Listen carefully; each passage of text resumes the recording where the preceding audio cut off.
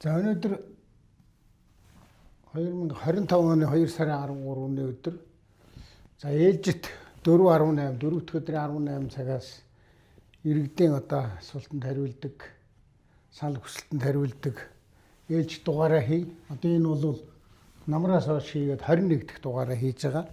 Өнгөрсөн 7 хоногт ирсэн иргэдээс ирсэн санал хүсэлт ундал янз бүрийн үзэж засгийн газартай холбоотой асуудал, засгийн газрыг огцруулахтай холбоотой асуудлаар хүмүүс нэлээд тайлбар өгөөч. Зарим нь бол энэ сайн ойлгодгүй юм байна. Энэ засгийн газрыг яаж огцруулдгийг нэг хүн нэг гишүүн ингээд санаачлаад 3 гишүүн санаачлаад тэгээд огцруулчих болд юм уу болдгүй юм уу гэх мэтэр ингээд их олон юм асуусан байна. Монгол улсын үндсэн хуулийн дээр ингэж бичсэн байдгийг 43 дугаар зүйл дээр улсын хурлын гишүүдийн 4/1-ээс доошгүй гэдэг чинь 32-оос илүү гишүүд ерөнхий сайдыг огцруулах саналыг албан ёсоор тавина гэж байгаа.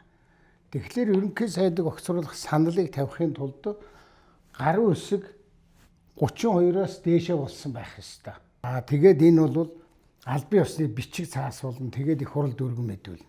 Тэгхийн бол их хурл 3 хоногийн дараа өргөн барьснаас хойш 3 хоногийн дараа хэлэлцэж эхлээд 10 хоногийн дотор шийдвэрлэнэ гэж үндсэн хуулийн дээр ингэж заасан.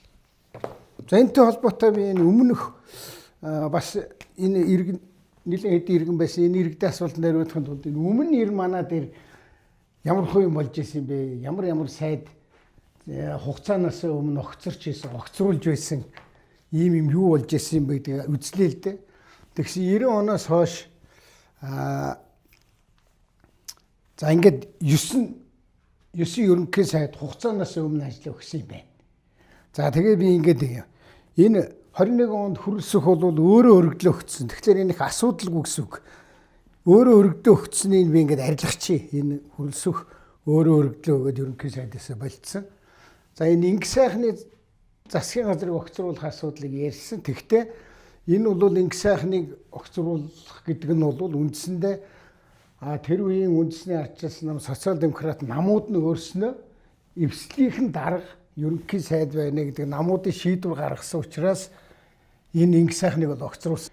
За дараагаар нь Миягомбын хулд бас баяр намын дарга болчиход тэгээ би ерөнхий сайдаа давхар хийнэ гэд ингээд тэгээд Миягомбын хулд өргөдлөө өгсөн учраас энийг бас алга болгочих. Дараа нь баяр биеийн байдал муудаад бас өргөдлөө өгөөд тэгээд ингээд хугацаанаас өмнө ерөнхий сайд ажил өгөө Батболд болж ирсэн. За тэгэхээр цаана нь ийм 5 тохиолдол байгаа юм байна. Ерөөсөө яг засгийн газрыг огцруулсан. Тэгэхээр Элбэг дуржийн засгийн газар, биеийн засгийн газарт нь хөдөөж хувилбарын сайд байсан. Энэ дээр бол засгийн газрыг огцруулсан. Ягаад тэгэхээр нэг юм банкны асуудал гарч ирээд тэрнэр нь жахан далим өсөргээд тэгээд тэр үеийн их хурл дээр санал хураагаад тэгээд Элбэг дуржийн засгийн газар огцорсон. Энэ нэг 3 сар ажил огцорч ирсэн. Дараагаар нь наран цэцэрлэлтийг огцруулсан. Наран цэцэрлэлтийг яаж огцруулсан гэхлээр бас нөгөө энэ Эрдэнэтийн Оросын талын 49%-ийг Оросууд хөвчилсөн тэр асуудлыг их хурлаа ярихгүйгээр бас юу яасан?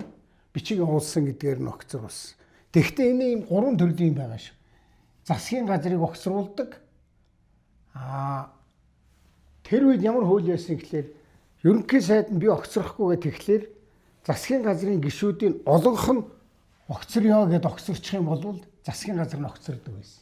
За шинэ наран цэцэрлэлт дээр бол тэгж огцорч ирсэн. Засгийн газрын сайд нэрийнх нь 50-аас дээш хувь нь бол огцорё гэд тэгээд энэ засгийн газар огцорсон. За 6 онд Элбэг дуржийг Монгол ардын намынх нь яг энэ аргаар огцруулсан. Өөрөөр хэлбэл энэ 6 оны засгийн газар чинь бол ман аны засгийн газар байхгүй юу?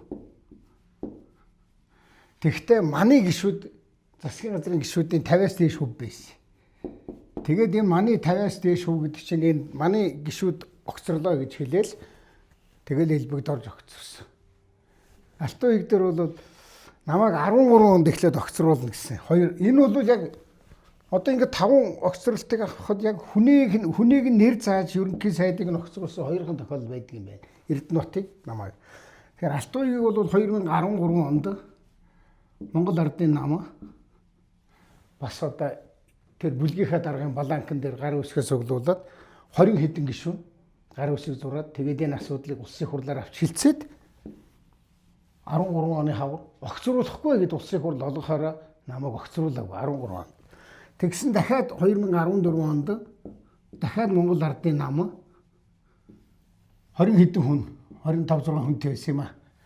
26 хүн гарын үсэг зураад за тэгээд тэрний улсын хурал дээр оруулж ирээ хилцсэн чинь манай ардчилсан намын бүлэг олуулаа бид нар нөгөө Монгол Ардын султан дийлээ засаг барьж байгаа. Тэгээд олуулаа байсан боловч намайг огцруулсан.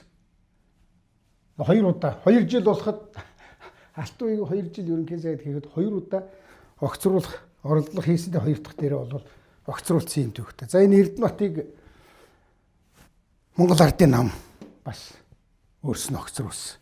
Ийм л одоо 5 тохиолдол байдаг юм байна. Тэгэхээр би энд товчлоо дахиад хэлэхэд засгийн газрыг огцруулахад бол ерөнхий сайдыг нь өөрийг нь огцруулахаар засгийн газар тэр жигтэй огцордог.